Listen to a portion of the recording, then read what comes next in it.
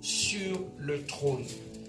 Qu'il règne sur le trône. Ça, c'est le sous-thème que nous allons exploiter aujourd'hui. Qu'il règne sur le trône. Alors, nous sommes allés chercher notre texte dans le livre d'Apocalypse. Apocalypse chapitre 4.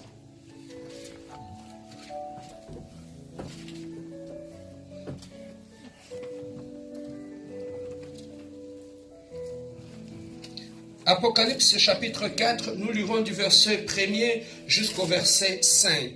Apocalypse chapitre 4, du verset 1er jusqu'au verset 5. Apocalypse, c'est le dernier livre de la Bible. Nous sommes au 4e verset du livre d'Apocalypse, donc nous lirons du 1er verset jusqu'au 5e verset. Est-ce que nous sommes tous là? Amen. Amen. On va donner à Papa Yves qui va lire pour nous.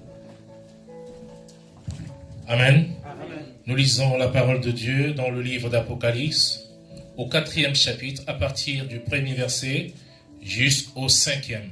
Amen. Amen. Après cela, je regardai, et voici une porte était ouverte dans le ciel. La première voix que j'avais entendue, comme le son d'une trompette, et qui me parlait, dit, « Monte ici.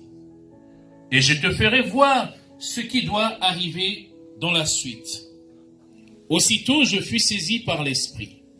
Et voici, il y avait un trône dans le ciel. Et sur ce trône, quelqu'un était assis. Celui qui était assis avait l'aspect d'une pierre de jaspe et de sardoine. Et le trône était environné d'un arc-en-ciel semblable à de l'émeraude. Autour du trône, je vis 24 trônes. Et sur ces trônes, 24 vieillards assis, revêtus de vêtements blancs, et sur leurs têtes des couronnes d'or. 5. Du trône sortent les éclairs, des voix et des coups de tonnerre. Devant le trône brûlent 7 lampes ardentes, qui sont les 7 esprits de Dieu. Amen. Amen. Est-ce qu'on peut donner une main d'acclamation pour la parole de Dieu?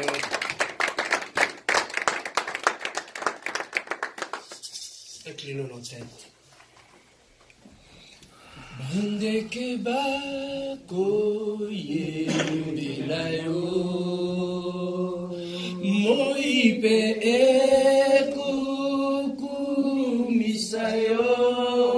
kolo puete yo salaki mango yango pela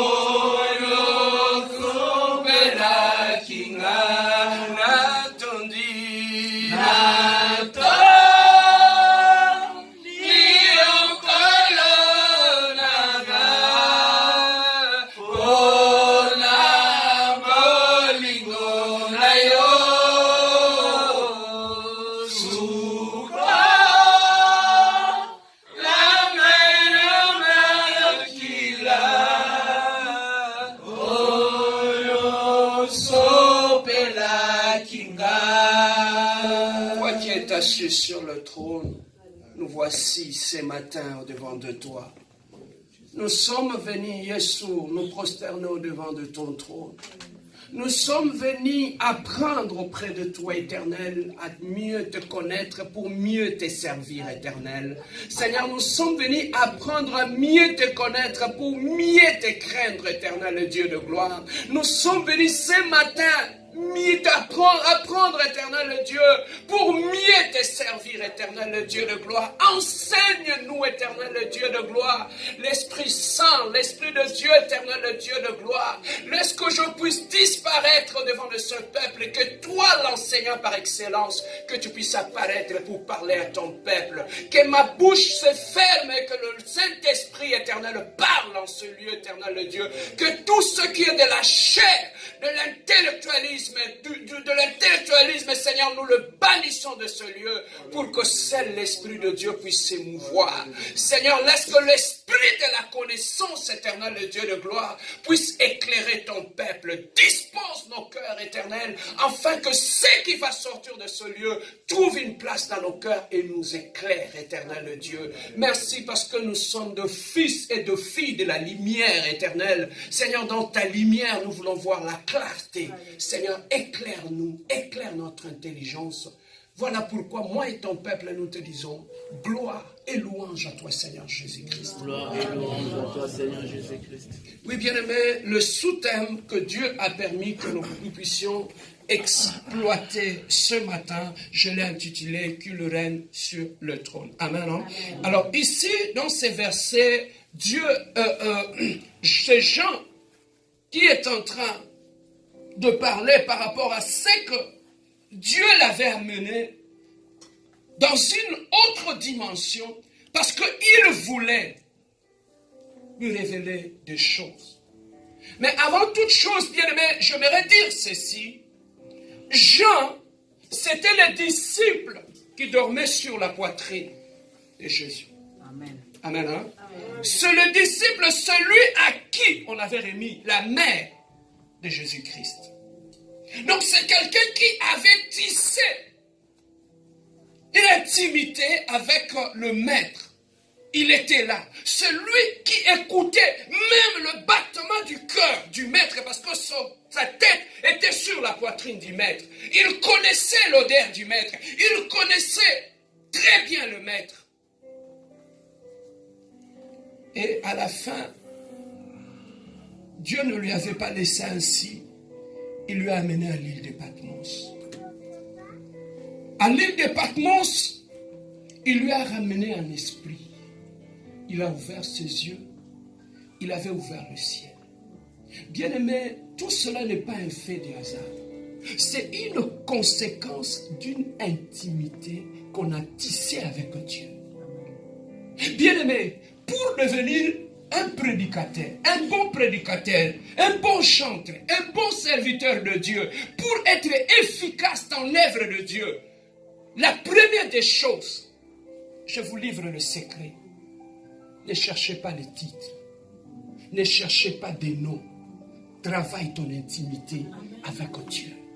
Ce qui fait la différence dans la vie chrétienne d'un enfant de Dieu, d'un autre enfant de Dieu, tous, la différence se situe au niveau de l'intimité que tu es en train de développer avec Dieu. Papa, avant de tuer Goliath devant les hommes, tu dois d'abord apprendre à tuer le lion et l'ours dans l'intimité. Si tu n'es pas encore capable de tuer comme David l'ours et le lion dans l'intimité, il te sera très difficile d'abattre Goliath devant les hommes. Amen, hein? Bien-aimé, moi je prêche ici. Mon secret ne se trouve pas ici. Mon secret, ça se trouve dans ma chambre. Avant de me tenir devant les hommes, j'ai appris à me tenir devant Dieu. Pour que quand je suis devant les hommes, que ce Dieu-là m'agrée et qu'il puisse accomplir ce qui sortira de ma bouche. Le plus grand secret dans la vie, papa, ne cherchez pas ce qui frappe. Travaille l'intimité. Parce que le résultat du travail que tu fais dans l'intimité, à genoux dans la prière, papa, la prière que nous faisons dans l'intimité, Dieu nous répond en public devant tout le monde. Amen. Ma bonne de l'inayo, ya chambre. Zamba oyanolo liboswabato. Amen. Amen. Et le plus grand secret, c'est ça, c'est que Jésus-Christ nous a montré. La journée, on voyait des miracles, on voyait des choses. Mais le plus grand secret de Jésus-Christ, il s'est réveillé à l'aurore.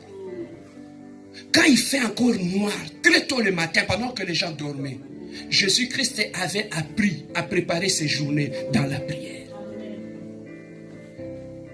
Pourquoi? Parce qu'il devait prendre le contrôle de la journée. Pour contrôler une journée, on le contrôle spirituellement d'abord. Avant Obima, est-ce qu'on contrôle la journée? Est-ce qu'on soit qu'à contrôler la journée? Si tu ne contrôles pas tes journées, tu vas subir ta journée. Parce que avant que la nuit commence, avant que le matin arrive, dans le monde spirituel, il y a des organisations qui